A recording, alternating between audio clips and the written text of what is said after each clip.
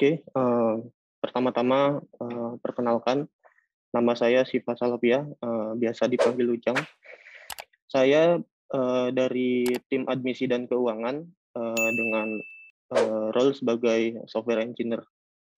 Nah, pada kesempatan kali ini, saya akan, membahas atau berdiskusi, terkait, push notification dan, WhatsApp Business API integration. Nah, eee seperti yang kita tahu bahwa, UI Gateway itu, rumah bagi banyak sekali aplikasi. Seiring, waktu, UI Gateway itu, eee, proses bisnisnya semakin kompleks. Nah, oleh karena itu, eee, sudah seharusnya kita memikirkan, interaksi antara, user dengan, sistem. Nah, khususnya di sini, interaksi, dengan notifikasi. Nah, yang pertama saya akan, membahas tentang, push notification. Nah, arti dari push notification itu apa sih? Push notification itu adalah sebuah, pesan yang muncul di layar gadget, baik itu di personal komputer, tablet, maupun, smartphone. Nah, yang saya tahu sedikitnya ada 2 jenis tipe push notification. Yang pertama ada in-app, notification itu biasanya digunakan pada mobile app, contohnya kayak di aplikasi Shopee, Tokopedia, dan lain sebagainya itu, seringkali kita mendapatkan notifikasi terkait promo, status pesanan, dan lain sebagainya. Kemudian yang kedua ada web push notification. Nah, web push notification itu, digunakan oleh, website. Biasanya, ketika kita mengunjungi web yang, menggunakan push notification itu suka ada pop-up di atas, apakah Anda mengizinkan untuk website ini mengirimkan notifikasi atau tidak. Bagaimana sih, push notifikasi itu bekerja? Nah, dengan push notification itu, sistem dapat, mengirimkan notifikasi kepada pengguna, bahkan ketika, website atau, browser itu tidak terbuka. Nah, sebetulnya push notification itu didasarkan pada 2 standar browser yang terpisah. Yang pertama ada push API. Nah, di sini, push API ini berfungsi untuk mengirimkan, push atau dorongan suatu message, pesan yang akan dikirimkan ke user. Yang kedua ada notification API. Notification API itu adalah notifikasi yang ditampilkan oleh, sistem. Nah, kemudian, di sini saya akan menjelaskan, alur dari, push notifikasi. Nah, yang pertama adalah, app server. App server dalam hal ini, UI Gateway, di sini mengirimkan, message ke push service. Nah, push service yang digunakan oleh browser itu, masing-masing browser menggunakan, masing-masing push push service. Nah, kemudian, push service ini akan, meneruskan, pesan notifikasi ke, klien. Nah, di klien ini, di sisi klien, ada namanya service worker. Service worker itu dia bertugas untuk, me-listen, push notifikasi yang masuk. Kemudian, user agent itu akan menampilkan, notifikasi tersebut. Kemudian tahapan-tahapan ketika kita ingin mengirimkan, notifikasi kepada user. Nah, yang pertama, seperti yang kita tahu, push notifikasi itu tidak bisa mengirimkan pesan tanpa adanya persetujuan dari user. Nah, untuk itu, yang pertama kali yang harus dilakukan adalah user melakukan, langganan terhadap, push service di, website kita.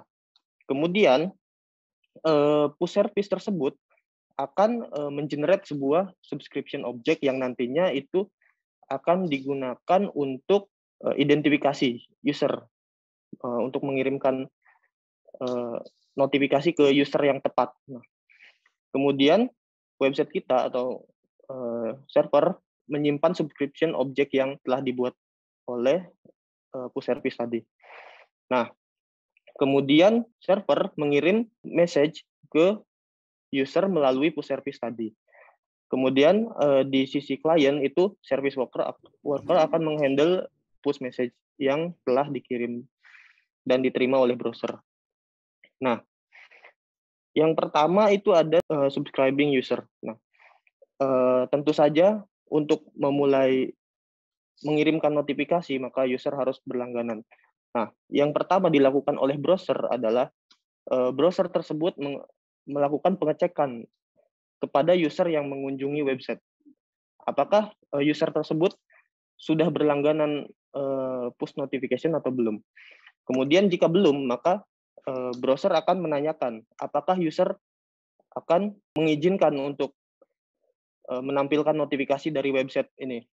Nah, kemudian ketika user melakukan atau menyetujui terhadap penampilan notifikasi pada website tersebut, maka akan tergenerate sebuah subscription object. Subscription object ini adalah identitas untuk user tersebut, di mana nanti subscription object ini berfungsi untuk mengirimkan notifikasi kepada user tersebut. Nah, tentu saja notifikasi itu kan tidak dikirimkan ke semua user. Notifikasi itu dikirimkan ke user yang bersangkutan saja. Nah, selanjutnya itu ketika subscription object tergenerate, maka browser akan mengirim subscription tersebut ke server dan server menyimpan subscription tersebut ke database. Kemudian di sini bagaimana sih caranya mengirimkan message dari server ke klien atau ke browser pengguna. Yang pertama di server kita yaitu server Gateway itu mengenerate pesan yang akan ditampilkan untuk notifikasi ke user. Kemudian dari pesan yang telah di-generate tadi dikirimkan ke endpoint. Endpoint itu yang tadi ada di subscription object. Nah, setiap browser itu kan dia mempunyai push service yang berbeda. Kemudian message tersebut dikirim ke endpoint push service browser tadi. Nah, kemudian endpoint tersebut akan mengirim ke browser berdasarkan identifikasi dari subscription object tadi.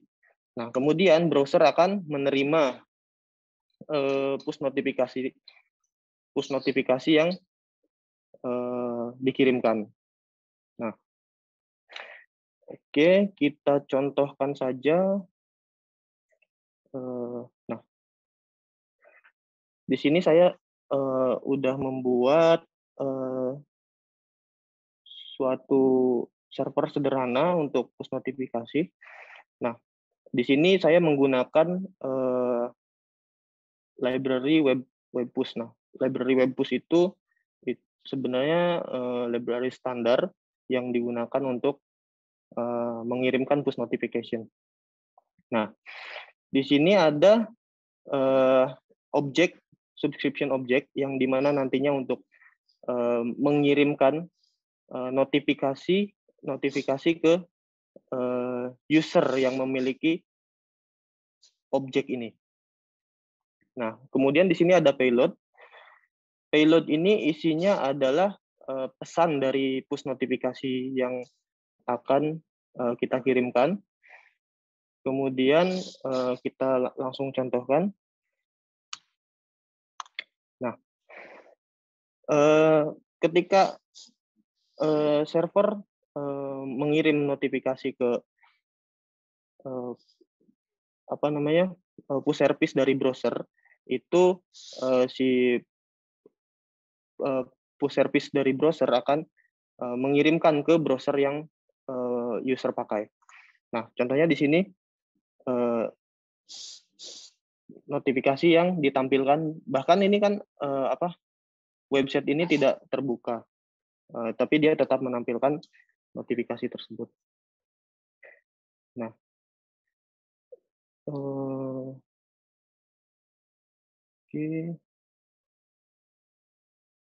Nah, oke, ini video yang tadi. Untuk lebih jelasnya, gambar apa? Ini adalah pop-up dari notifikasi. Kemudian selanjutnya ada WhatsApp Business API Integration. Nah, kita ke definisi terlebih dahulu. Apa sih WhatsApp Business API Integration itu? Nah, sebetulnya WhatsApp Business API atau bisa disingkat juga WhatsApp API itu adalah suatu solusi yang ditawarkan oleh WhatsApp yang diluncurkan pada tahun 2018. Nah, seperti yang kita tahu bahwa WhatsApp itu di tingkat konsumen dikenal oleh sebagian besar orang sebagai alat perpesanan instan atau yang bertujuan untuk berhubungan dengan keluarga, teman, rekan kerja dan lain sebagainya. Tapi beberapa juga menyadari bahwa WhatsApp itu tidak hanya untuk komunikasi dengan keluarga, teman, mereka juga bisa melampaui penggunaan pribadi dan para perusahaan itu mulai menggunakan untuk kepentingan bisnis. Nah, bagaimana sih cara WhatsApp API integration itu bekerja? Nah, untuk mengintegrasikan sistem dengan WhatsApp itu sebetulnya susah-susah gampang. Nah, kenapa? Karena WhatsApp sendiri dia tidak membuka API-nya untuk publik, hanya partner tertentu saja yang WhatsApp percayakan untuk mengelola API tersebut. Nah, jadi untuk mengintegrasikan suatu sistem dengan WhatsApp, maka kita perlu bekerja sama dengan pihak ketiga, yaitu WhatsApp Business API Partner. Nah, yang ini saya coba buat alur yang saya pahami gitu. Di sini pertama untuk mengirimkan notifikasi kepada pengguna itu kan dari server kita mengenerate sebuah message beserta alamat pengiriman yaitu nomor, kemudian nembak API ke WhatsApp Business API Partner, kemudian WhatsApp Business API Partner meneruskan ke WhatsApp Business API Client, kemudian WhatsApp Business API Client meneruskan ke server WhatsApp, dan server WhatsApp akan meneruskan pesan ke aplikasi WhatsApp pengguna. Nah, WhatsApp sendiri sebetulnya memiliki ke WhatsApp API Partner dahulu. Nah, yang tadi kan kita tahu bahwa WhatsApp tidak membuka API-nya untuk publik. Dia mempercayakan kepada beberapa partner. Nah, untuk WhatsApp API Partner yang saya tahu itu ada banyak. Contohnya itu ada beberapa di Indonesia itu ada Kontak sama Kiskas. Kemudian untuk luar Indonesia itu ada Twilio sama MessageBird. Nah, kemudian ada beberapa kategori untuk WhatsApp API. Nah, pertama ada user initiated. Nah, user initiated itu adalah sebuah percakapan yang dimulai oleh klien. Dia mengirimkan pesan ke nomor WhatsApp kita, misal, kemudian nomor WhatsApp kita membalas pesan dari klien tersebut. Itu user initiated. Kemudian ada business initiated. Nah, itu eh, dikatakan bisnis initiated ketika yang memulai percakapan adalah dari pihak bisnis. Nah, eh, apa sih yang membedakan antara user initiated dan business initiated? Nah, dari WhatsApp sendiri sebetulnya itu ada pricing-nya. Nah, untuk user initiated itu ada cost per conversation. Sorry ini nggak kehapus. Ada cost per conversation. Nah, untuk user initiated sendiri ada per sesinya itu Rp270,48 belum termasuk pajak dan biaya partner karena ini dari WhatsApp-nya sendiri. Kemudian jika dilakukan dengan skema bisnis initiated itu dikenakan Rp450,80 belum termasuk pajak dan fee dari pihak partner. Nah, untuk notifikasi sistem sebetulnya kemarin saya meeting beberapa waktu lalu sama kontak itu untuk notifikasi itu sebetulnya bisa. Karena untuk user initiated itu bisa dimatikan. Jadi ketika untuk notifikasi artinya ketika user mengirim WhatsApp ke nomor tersebut itu bisa dimatikan dan tidak dikenakan biaya. Kemudian di sini saya akan mencontohkan WhatsApp API integration. Beberapa waktu yang lalu juga saya mencoba trial dari MessageBird. Nah, ini saya coba record.